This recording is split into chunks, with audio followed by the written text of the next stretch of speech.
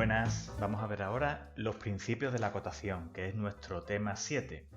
Bueno, nuestro objetivo es, a partir de una pieza que hemos diseñado o que nos dan, como en este caso, tenéis aquí a la derecha, lo que tenemos que hacer es representar las vistas de esta pieza de manera que quede totalmente dimensionado. Fijaros que aquí ya está resuelto y lo que está claro, lo que mide cada uno de los elementos de la pieza.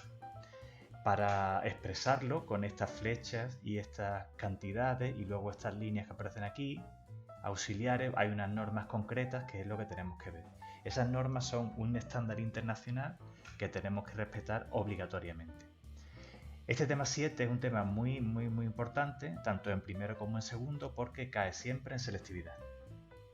La importancia de la acotación está en que nosotros podemos estar fabricando una máquina que tiene varios elementos y debemos mandársela a un fabricante que hace piezas metálicas o de plástico o lo que sea, y es fundamental que no haya confusión y que si yo quiero que un eje mida, por ejemplo, unos milímetros en concreto, o necesito que una pieza tenga un largo o un ancho o que tenga un taladro de un diámetro en particular, necesariamente tiene que ser así, porque si no, no me va a encajar.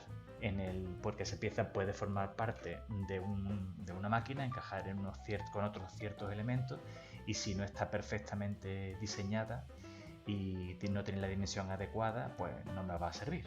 Bueno, las normas generales para la acotación las tenemos resumidas aquí. La pieza debe quedar completamente dimensionada. No se deben colocar más cotas de las estrictamente necesarias. ¿Por qué? Porque puede llevar a errores. Cada elemento no se debe acotar más de una sola vez, como consecuencia en realidad de la norma anterior. Si se representan varias vistas de la misma pieza, las cotas deben estar distribuidas entre todas ellas. Es lo que hemos visto antes en el ejemplo. Aquí hay cotas en las tres vistas que hemos dibujado. Las cotas se deben situar sobre las vistas que mejor definan el elemento que acotan.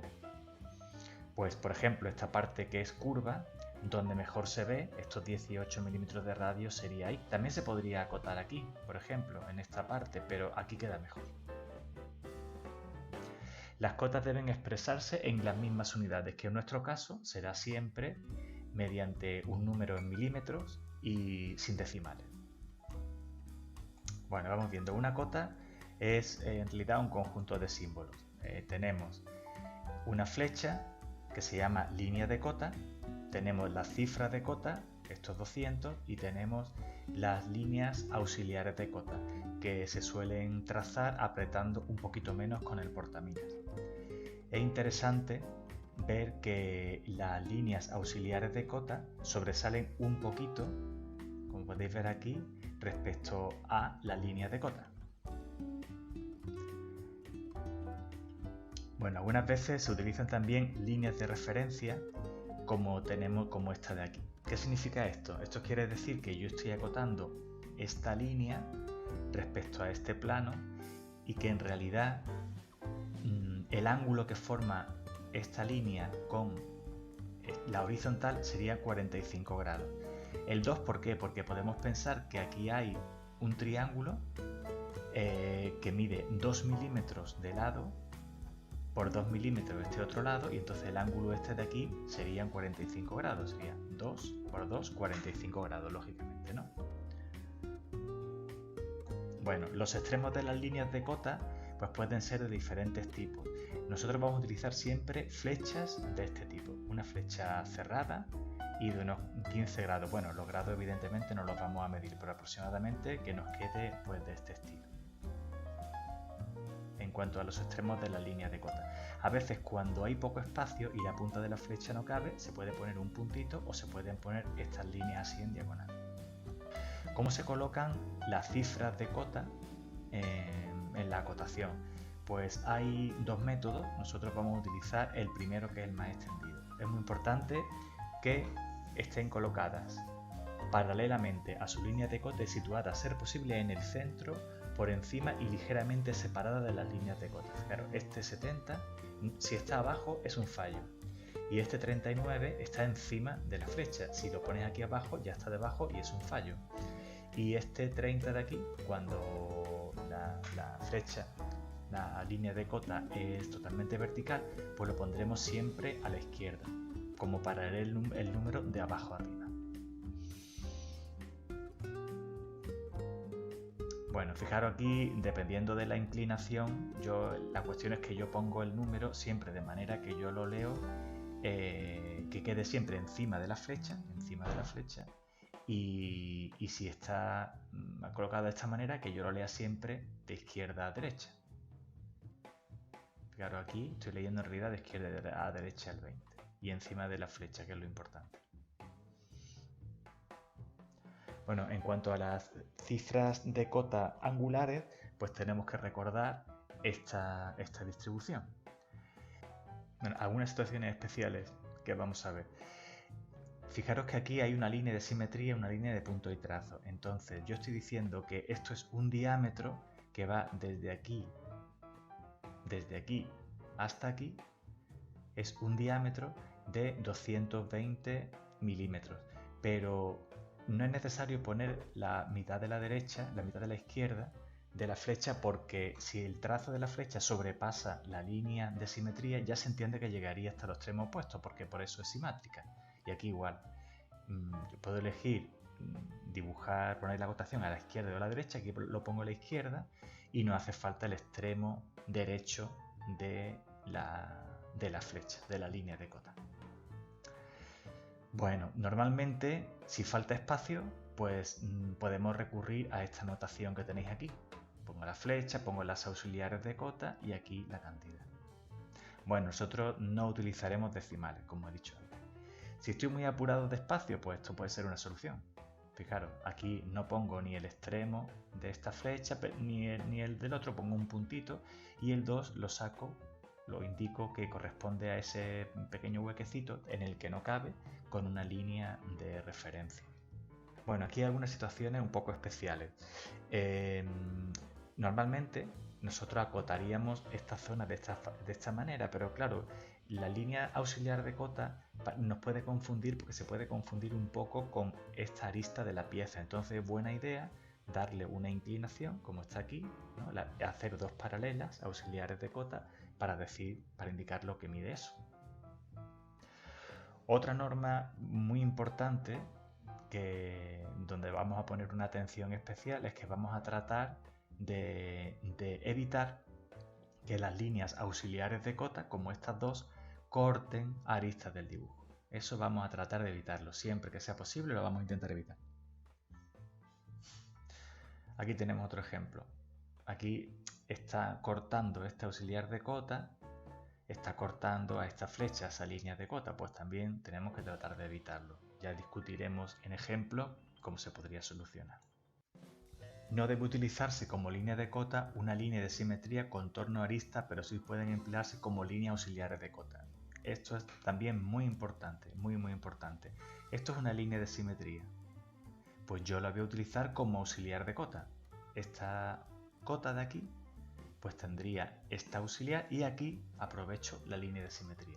Y aquí igual, la distancia entre los centros, yo la voy a especificar aquí utilizando la línea que marca el centro. Acordaros siempre de que cuando hay algo circular, será normalmente un taladro o un eje, pues hay que poner las líneas de punto y trazo que marcan los centros, y yo las puedo prolongar para indicar la distancia entre los centros de esas dos zonas circulares. Siempre que veamos una línea que marca un centro de algo circular, lo vamos a tratar de utilizar como auxiliar de cota.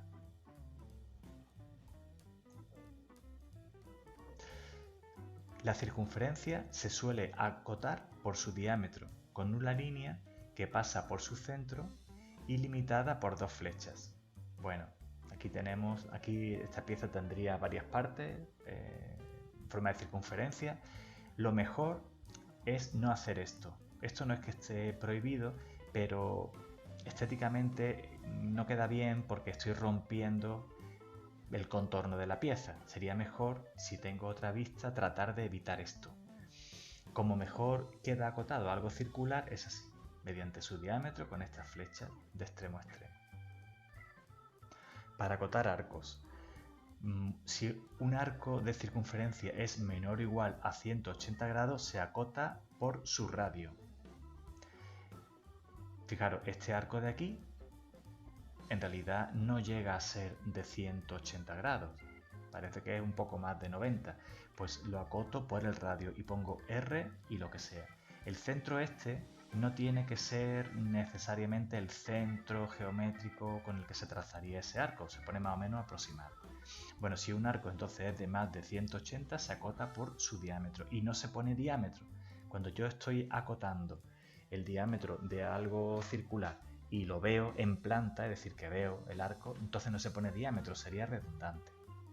Fijaros, aquí tenéis otros radios. Este centro no tiene por qué ser el centro geométrico real. Bueno, a veces es interesante, los radios se pueden acotar, por ejemplo, metiéndome dentro de la pieza como está aquí, o lo puedo hacer por fuera. Lo haremos como quede estéticamente un poco más elegante.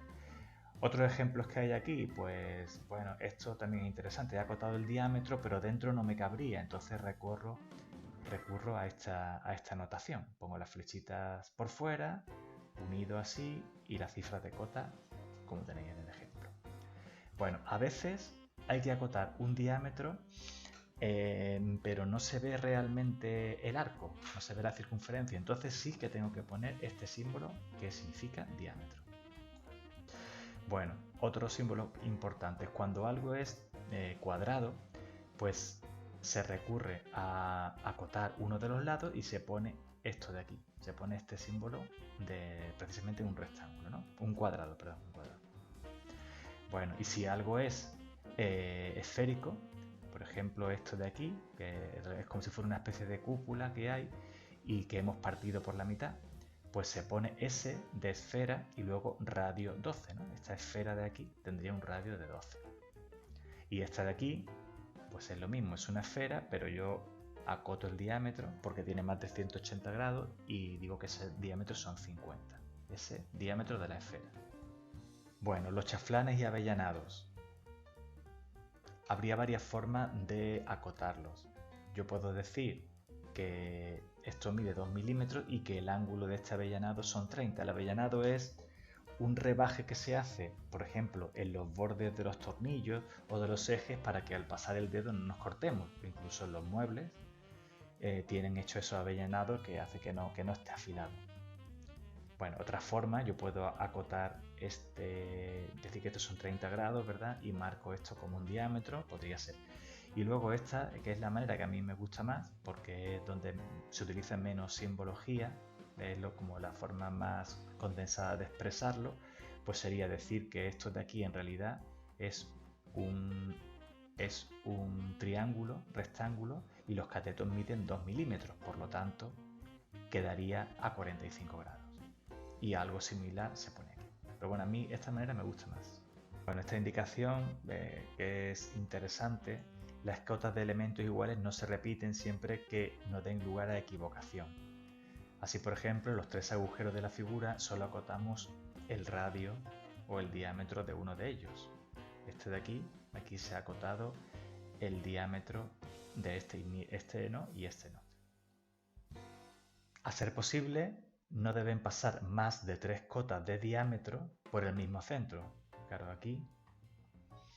Y ya no es muy oportuno que esta flecha pase por encima de tantas aristas, tantos arcos de la pieza, pero a veces no queda más remedio. Aquí lo que se hace es que en este corte, los cortes los vemos en segundo, pues en el corte yo he acotado el agujero más pequeñito y en este otro corte pues ya estoy acotando el otro intermedio, el de 14 milímetros de diámetro. Las cotas se pueden distribuir de diferentes formas. Por ejemplo, la acotación en serie o en cadena, pues simplemente hago una acotación y la siguiente cota pues se sitúa a continuación de la anterior y así sucesivamente. Esto también vale para ángulos. Este sería 9 grados y este ángulo de aquí, este arco de aquí sería de 21 medido a continuación del anterior y así. Por el contrario, la acotación en paralelo se basa en establecer unos planos base. Aquí habría, por ejemplo, este plano base a partir del que yo acoto siempre en horizontal. Y también puedo tener otro plano base, que sería este de aquí, con este auxiliar de cota, a partir del que pongo las cotas verticales. También puede haber una combinación. Aquí estoy utilizando la acotación en serie, pero también utilizo un plano base.